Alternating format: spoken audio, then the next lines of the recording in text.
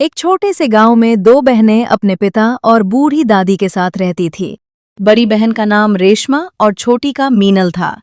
दोनों बहनें बहुत सुंदर, सुशील, संस्कारी थीं। उनकी माँ गुजर चुकी थी। दादी ने ही पाल पोस कर बड़ा किया था। रेशमा, क्या कर रही हो? चलो ना, बाजार जाते हैं, कुछ सब्जियां और सामान लाना है।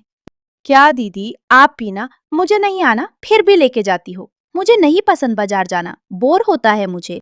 सब्जी ले लो, हरी हरी ताजी सब्जी ले लो। कैसी दी सब्जी भैया? ले लो ना बेटा, तुम्हें ज्यादा महंगा नहीं दूंगा। कैसी हो बेटा? क्यों तुम्हारी शादी नहीं हुई अब तक? मुझे लगा हुई होगी। नहीं आंटी, मैं अभी पढ़ रही हूँ, पढ़ाई खत्म होने के बाद सोचूंगी। रेशमा और मीनल सामान लेकर घर के लिए निकलते हैं। दादी चूल्हे पर खाना पका रही होती हैं।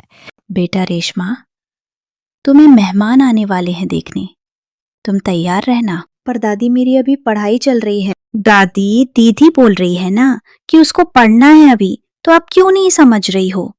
दीदी को नहीं करनी शादी। सब बातें कर रही होती हैं तो उनके पापा आ जाते हैं। सब शांत, एकदम शांत, मानो कोई पहाड़ आ गया हो। सब बहुत डरते थे उनको देख के। क्या हुआ? क्या खिचड़ी पक रही हैं?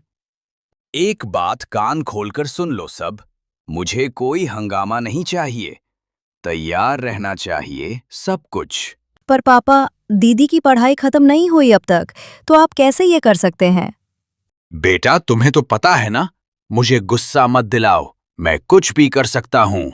दूसरे दिन सुबह गांव में एक बड़ी चमकीली नई गाड़ी आती है। सब देखकर चौंक हो जाते हैं। इतनी बड़ी गाड़ी किसकी होगी? मीनल बाजार जाने लगती हैं फल लाने के लिए। वो बहुत जल्दी में होती हैं और जोर से टकरा जाती हैं। जो लड़का उसे वो जानती तक नहीं, कभी देखा भी नहीं, सूट बूट पहनकर आया हुआ लड़का, वो भी चौंक जाता है। इतनी सुंदर लड़की, उसका रंग रूप देखकर। ओए, पागल हो क्या? तुम्हें दिखता नहीं क्या? पागल कहीं से आ जाते हैं मुंह उठा के। एक्सक्यूज मी, तुम मुझे आकर टकरा गई हो, मैं नहीं। और तुम देख के नहीं चल सकती। अरे रुको, मेरी बात तो सुनो, रुक जाओ ना। क्या पागल लड़की है, सुनती भी नहीं। एटलीस्ट सॉरी तो बोलता। जाने दो, अब क्या ही बोलूं मैं। चलो, जिस काम के लिए मुझे यहां लाया गया है वो देख लेता हूं। सब तैयारी हुई ना? वो सब बस आते ही होंगे। सब मेहमान आ जाते हैं। सब बैठकर बातें करने लग जाते हैं। रेशमा किचन से मिठाइयां लेकर आती है। रेशमा कांप रही होती हैं, घबराहट महसूस कर रही थी। उसी में न जाने गलती से सब मिठाइयां गिर जाती हैं। माफी चाहती हूँ, गलती से गिर गया। क्या हुआ दीदी? गिरने की आवाज आई, आपको लगी तो नहीं ना? ये तो वही लड़की है जो थोड़ी देर पहले मुझसे टकरा गई थी। मॉम, चलो ना, मुझे आपसे इंपॉर्टेंट बात करनी है। क्या हुआ? ऐसी भी क्या जरूरी बात है? मुझे रेशमा से शादी नहीं करनी, बल्कि वो दूसरी लड़की थी ना अभी, वो उससे करनी है। प्लीज मॉम, कुछ कीजिए, कुछ कीजिए मॉम। मैं सिर्फ दादाजी के लिए शादी कर रहा हूं, नहीं तो आपको पता ही है मुझे किससे शादी करनी है। यहाँ मुझे वो दूसरी लड़की पसंद आई है। देखो, कुछ हंगामा मत करना। तुम्हें पता है दादाजी बीमार रहते हैं। अगर उनकी मर्जी से नहीं हुई तो कुछ भी हो सकता है। प्लीज मेरी बात सुनो, हम उसी लड़की के लिए हाँ करेंगे। Oh my lovely mom, thank you. ये क्या किया तुमने? देख के नहीं चल सकती हो? तुम्हें पता है कितने बड़े आदमी हैं वो? तुमने सपने में भी नहीं सोचा होगा इतने बड़े हैं। इतनी बड़ी कंपनियां, बहुत बड़े घर, बहुत गाड़ियां, धन दौलत पैसा, और क्या चाहिए तुझे? इतना अच्छा रिश्ता सपने में भी नहीं मिलेगा। दोनों बहनें पिताजी से बहुत डरते थे। ऐसा कुछ होने के बाद उनको बचपन की याद आ जाती है। बड़े डंडे से बहुत पिटाई करते थे उनके पिताजी, लेकिन मीनल डरते कांपते हुए बोलती रहती हैं जो उसे बोलना हो। पर पिताजी, दीदी को अपनी पढ़ाई। वो सुनने वाले थे नहीं। अगले ही दिन फोन आ जाता है कि रेशमा नहीं, मीनल पसंद आ गई है।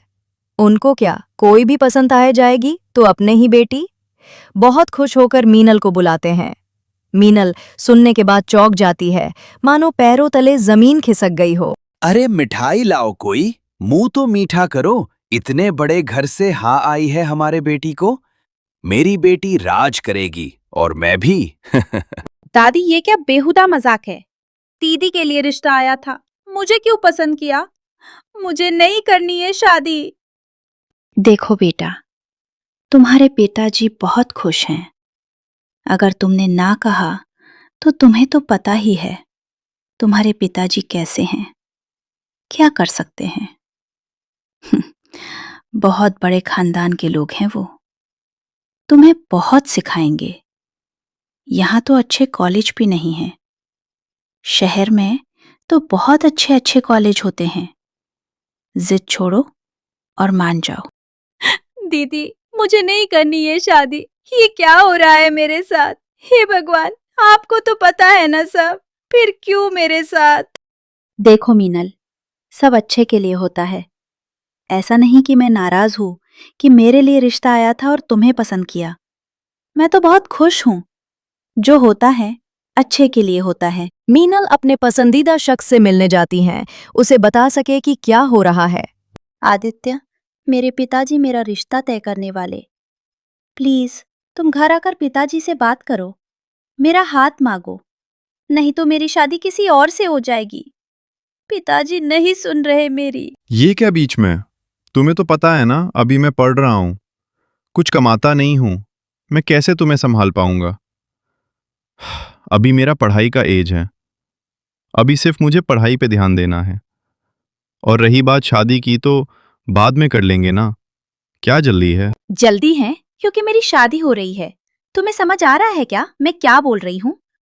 तुम्हें कुछ लेना देना नहीं क्या मेरे साथ? मैं तुमसे प्यार करती हूँ और शादी करना चाहती हूँ। तुम भी तो चाहते थे ना। अब क्या हुआ? तो तुमने टाइम पास किया मेरे साथ। मैं ही पागल थी जो प्यार कर बैठी। ऐसा मत करो, मैं नहीं जी पाऊंगी तुम्हारे बिना। प्लीज हम भाग के शादी कर लेते हैं। चलो अभी। पागल हो क्या तुम? मैं नहीं कर सकता शादी, घर वाले नहीं मानेंगे। तुम्हें रुकना है तो रुक सकती हो, नहीं तो जा सकती हो। जा रही हूं मैं, और फिर कभी नहीं मुंह दिखाऊंगी तुम्हें। मैंने सपने में नहीं सोचा था कि तुम मुझे ऐसा धोखा दोगे। मीनल रोते रोते घर जाती। अगले ही दिन पंडित जी को बुलाया जाता है शादी की तारीख फिक्स करने। दीदी, क्या आप ही नहीं समझ सकती? क्या करूं मैं? कुछ करने का सोचना भी मत, पिताजी जान से मार देंगे, तुम्हें तो पता ही है। तारीख तय हो गई बेटा, अगले 5 दिन बाद की तारीख तय हो गई है। डरो मत लड़का, बहुत अच्छा है, तुम्हें बहुत अच्छे से रखेगा। सब तैयारियां होके शादी हो जाती है। अगला पार्ट देखने के लिए कमेंट करें पार्ट 2।